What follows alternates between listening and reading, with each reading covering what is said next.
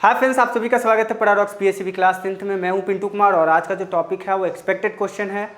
आज मैं जो आपका एक चैप्टर था आनुवंशिकता तथा जैव विकास, उसी चैप्टर से संभावित प्रश्न को लेकर के मैं आपके सामने आया हूं। आज हम चर्चा करेंगे कि कौन कौन से ऐसे प्रश्न हैं जो आपके एग्जाम में आ सकते हैं। मेरे अपने अनुभव के आधार पर मैंने उससे कुछ प्रश्न निकाले हैं और इस एक्सपेक्टेड क्वेश्चन बैंक में रखा है। तो आइए मिलवाते हैं उस क्वेश्चन से, प्रश्न से, जो आपके लिए एग्जाम के लिए बहुत ही इंपॉर्टेंट है। क्योंकि मैं यहीं पे बता देना चाहता हूं बाबू कि मैंने इस क्वेश्चन को 3 भाग में बांटा है। एक highly expected question, moderately expected question और तीसरा जो है एक्सपेक्टेड क्वेश्चन है।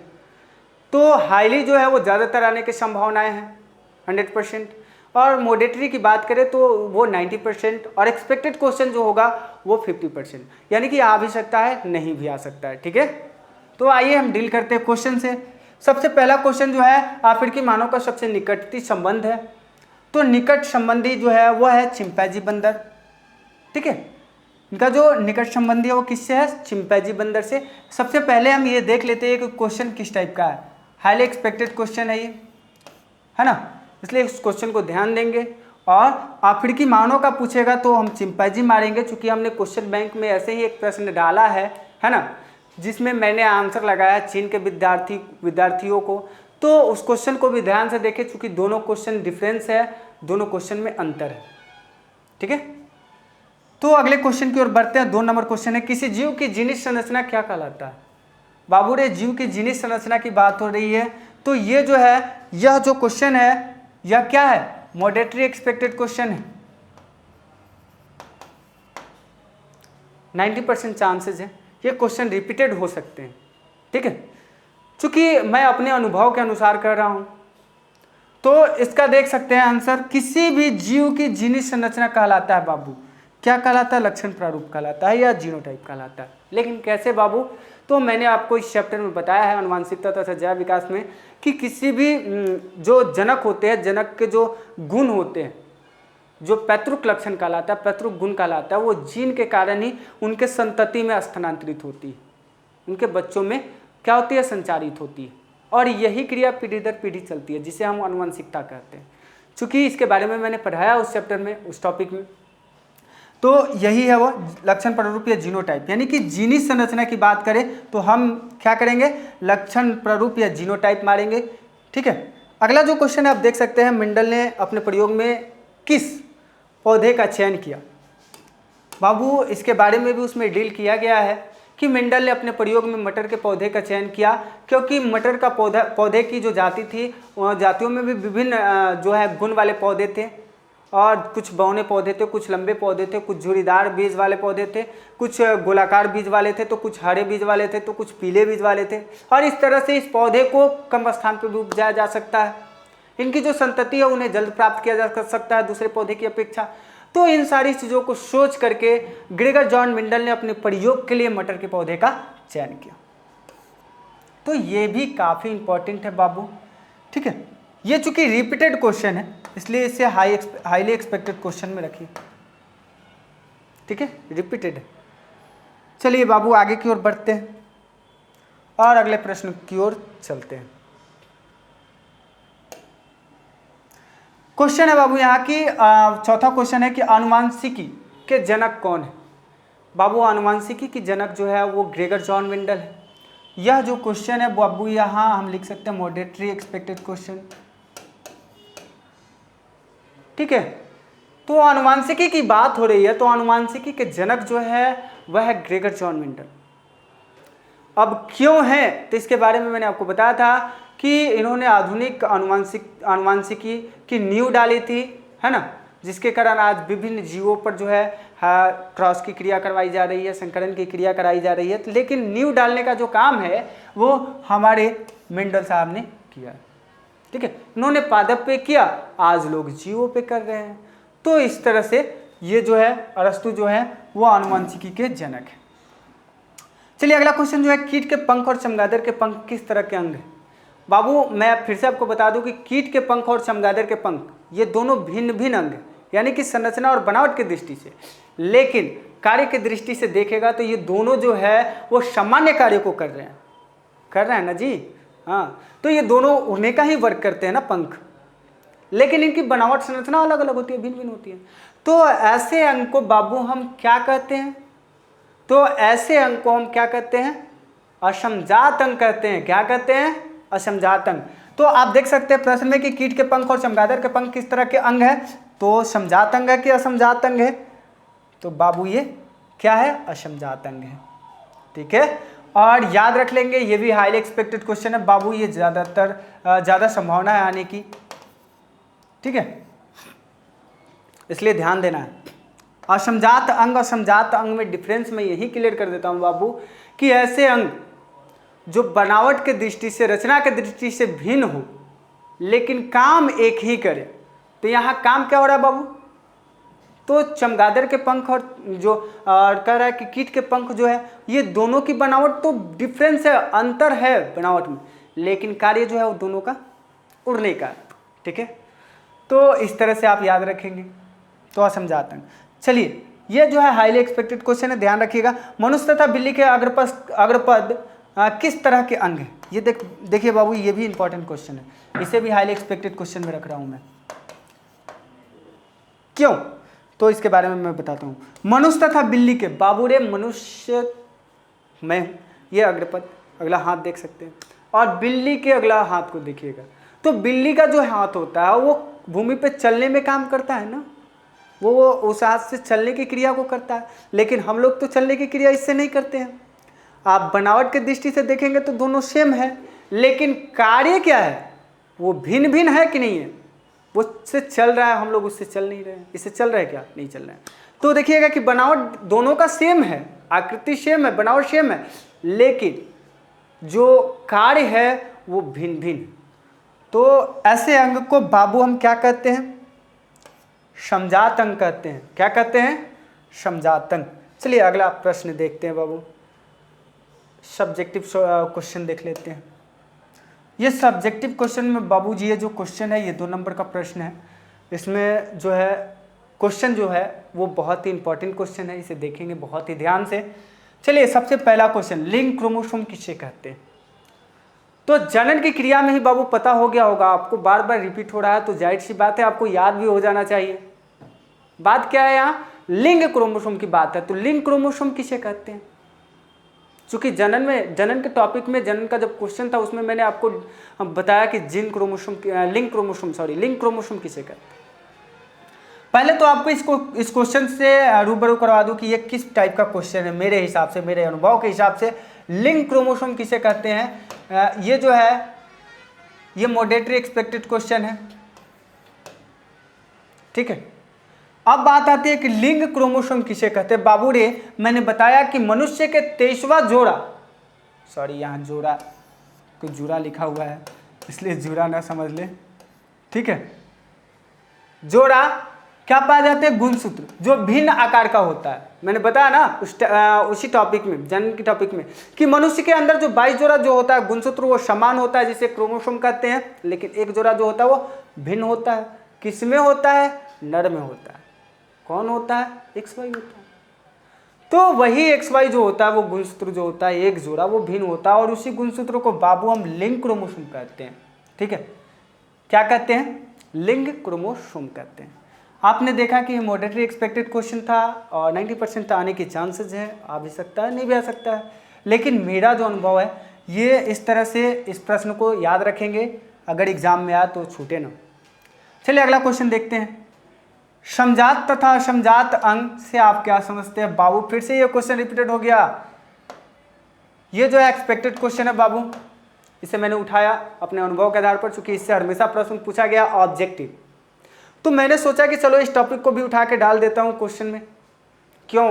क्योंकि जब मैं इसे फिर से डील करूंगा तो बच्चा का जो ऑब्जेक्टिव क्वेश्चन उठेगा यहाँ से तो वो भी डील हो जाएगा, और साथ ही साथ अगर इससे जो एक्सपेक्टेड क्वेश्चन में हो सकता है कि एग्जाम में ये क्वेश्चन दे दे। तो मेरे अनुभव से मैंने इस क्वेश्चन को उठाया, तो मैंने बताया कि आपको कि यह एक्सपेक्टेड क्वेश्चन है, ये संभव आ भी सकता है नहीं भी आ सकता है, लेकिन सबसे बड़ी बात है कि इसे समझना। देखिए क्या है, भिन्न भिन्न वातावरण में रहने वाले जंतुओं के कुछ ऐसे अंग जो रस संरचना और उत्पत्ति के दृष्टि से एक समान होते हैं, लेकिन कार्य जो करते हैं वो भिन्न भिन्न करते हैं। इसके पहले भी मैंने एक एग्जाम्पल दिया था कि एक कुत्ता का जो अग्रपद और एक मनुष्य का अग्रपद, दोनों में डिफरेंस है। मैंने बताया कि कुत्ता का जो अग्रपद है वो देखिएगा भूमि पे चलने का काम करता है, लेकिन मनुष्य क्या करता है, उस हाथ से खाना खाता है, विभिन्न क्रियाओं को करता है, लेकिन दोनों की आकृति स्ट्रक्चर सामान्य है, कार्य भिन्न भिन्न है। ऐसे अंग को बाबू हम क्या कहेंगे, समजात अंग कहेंगे। क्या कहेंगे, समजात अंग कहेंगे। जैसे मेढक तथा पक्षी के अग्रपद। ओके, ऐसे अंग जो संरचना की दृष्टि से एक दूसरे से भिन्न होते हैं, लेकिन कार्य का संपादन जो है वो एक समान करते हैं।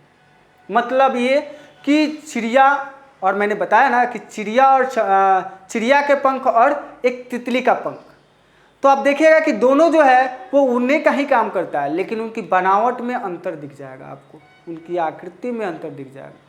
तो जब अंतर दिखेगा तो वो और कार्य जब एक समान करेगा तो वह कहलाएगा, क्या कहलाएगा, असमजात अंग।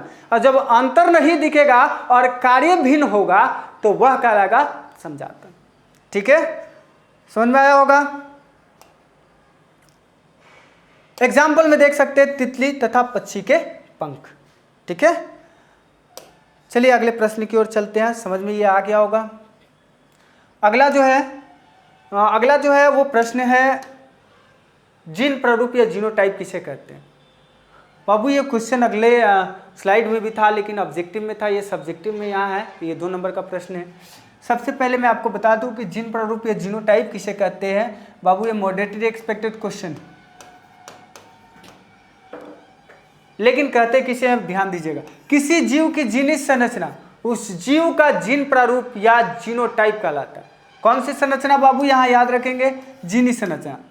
देखिए कुछ भी डिफिनेशन हो, आप उसको मेन वर्ड को पकड़िएगा ना तो वो डेफिनेशन हमेशा याद रहेगा। यानी कि किसी भी जीव के कौन सी संरचना बाबू, तो जीनित संरचना। ठीक है, जीनित संरचना उस जीव का जीन प्रारूप या जीनोटाइप कहलाता है। तो इस तरह से इसका आंसर हम लिखेंगे। देखिए जीनी प्रारूप की बात करें तो मैंने इसके बारे में बहुत बार चर्चा कर दिया है, थक गया हूँ इसकी चर्चा को लेकर के। तो फिर से मैं आपको बताना चाहूँगा कि जीनी प्रारूप या जीनी संरचना जो है, जिसके कारण ही पैतृक गुण जो है संतति में स्थानांतरित होती है, संचारित होती है और पीढ़ी दर पीढ़ी संचारित होती रहती है। तो यही जो है जीनी संरचना, ये जीनी प्रारूप जो है वो पैतृक गुणों को संचारित स्थानांतरित करने का काम करती है। चलिए आगे चलते हैं, अगले प्रश्न की ओर चलते हैं।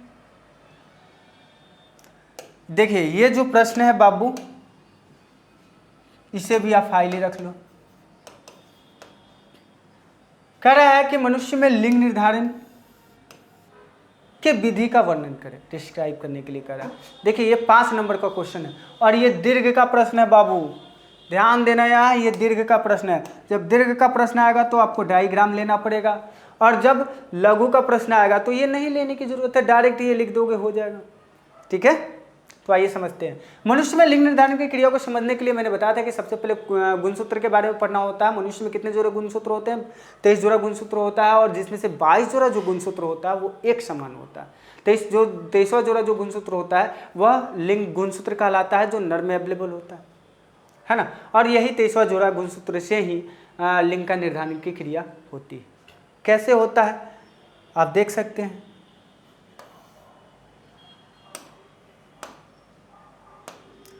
इसे हम देख लेते हैं एक बार कैसे होता है। एक बार फिर से मैं इसको डील कर देता हूँ, क्योंकि मैंने बहुत बार डील कर दिया है इसके बारे में। देख सकते हैं पुरुष से X और स्त्री से X मिलेगा तो लड़की का जन्म होगा, पुरुष से Y और स्त्री से X मिलेगा बाबू तो लड़का का जन्म होगा।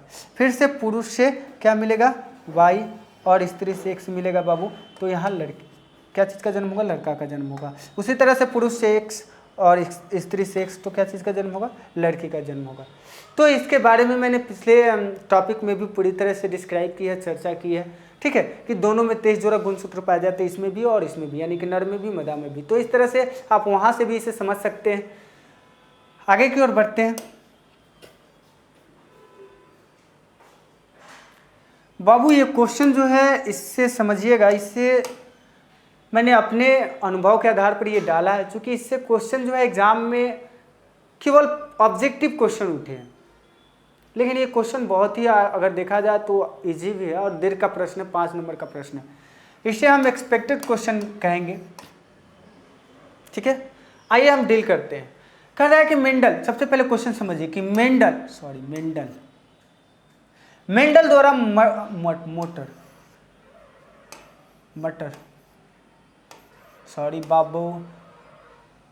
मेंडल द्वारा मटर पर किए गए एक संकरण के प्रयोग तथा निष्कर्ष का वर्णन करें। ठीक है, यही है क्वेश्चन। तो मेंडल द्वारा मटर पर किए गए एक संकरण के प्रयोग तथा निष्कर्ष का वर्णन कीजिए। सबसे पहले मैं आपको बताना चाहूंगा कि मेंडल ने इस प्रयोग के लिए मटर के पौधे का चयन किया। क्यों किया बाबू? तो इनमें जो है विपरीत लक्षण थे इन पौधों में, पौधे की जातियों में। एक लंबा पौधा था तो कुछ बौने पौधे थे, कुछ झुरीदार बीज थे तो कुछ गोलाकार बीज था, तो कुछ पीला बीज था तो कुछ हरा बीज था। तो उन्हीं में से एक लंबा पौधा और एक बौना पौधा को उन्होंने उठाया और सबसे पहले बौना पौधा के पुष्प को खोल करके उनके वर्तिकाग्र को हटा दिया। जैसे ही वर्तिकाग्र को, पता है वर्तिकाग्र क्यों हटाया उन्होंने? तो उन्होंने देखा कि कहीं वर्तिकाग्र से स्वपरागन की क्रिया ना हो जाए, अपने आप परागन की क्रिया ना हो जाए, इसलिए उन्होंने उसे हटा दिया। और हटाने के बाद एक लंबे मटर के पौधे को लिया और उसके पुष्प को भी उन्होंने खोला और खोल करके उनके अंदर से परागकण को क्या किया, उन्होंने निकाल लिया। और निकालने के बाद बौने पौधे के वर्तिकाग्र पर उस परागकण को क्या कर दिया, गिरा दिया। गिराने के बाद इन्हें जो है प्रथम संतति, प्रथम पीढ़ी, प्रथम जनक का नाम दिया। इन्होंने क्या दिया? प्रथम जनक का नाम दिया, यानी कि पी अक्षर से सूचित किया उन्होंने। देखिए, मेंडल ने इन दो विपरीत गुण वाले दोनों जनक पौधे को जनक पीढ़ी कहा तथा इन्हें किस अक्षर से इंगित किया? पी अक्षर से इंगित किया। और इस प्रकार परागण के बाद जो बीज बने वो क्या, उनसे उत्पन्न सारे पौधे लंबे नस्ल के हुए। और इस पीढ़ी के पौधे को मेंडल ने प्रथम संतति F1 संतति का नाम दिया, प्रथम संतति को F1 से सूचित किया। लेकिन जब F1 संतति को क्या किया गया, परागण कराया गया, जन्म की क्रिया कराई गई, तो उनसे जो संतति उत्पन्न हुई उसमें से सबसे ज्यादा लंबा पौधा हुआ, यानी कि इनका रेशियो जो देखा जाए तो वो 3:1 के रेशियो में उत्पन्न हुआ। यानी कि सबसे ज्यादा लंबा पौधा हुआ जो 75% हुआ और 25% बौना पौधा हुआ। तो बौना पौधा और लंबा पौधा, तो कहा जा सकता है कि लंबा पौधा बौना पौधा पर ज्यादा प्रभावी था, है ना। तो इस तरह से उसका रेशियो देखा गया, सॉरी यार एक चीज मैं जो है, लंबा पौधा को उन्होंने टी से इंगित किया। आगे भी देखना है आपको कि लंबा पौधा को उन्होंने टी से इंगित किया और बौना पौधा को स्मॉल टी से, कैपिटल टी और स्मॉल टी से इंगित किया। तो इस तरह से आप देखेंगे, कि अनुपात जो आया बाबू, वो कितना का अनुपात आया? F1 पीढ़ी के जनक को आपस में प्रजनन करवाया गया, तो क्या हुआ पौधों में, यानी कि F2 संतति जो उत्पन्न हुई उनका जो अनुपात था बाबू वो 3:1 के अनुपात में पाया गया। अर्थात कुल पौधों में से, मैंने अभी बताया इसके पहले कि 75% लंबे पौधे हुए, है ना, और जिसको हम TT यानी कि शुद्ध लंबा पौधा के नाम से संकेत किया गया। और जो 25% पौधा हुआ वो बौना पौधा हुआ। क्या हुआ बाबू?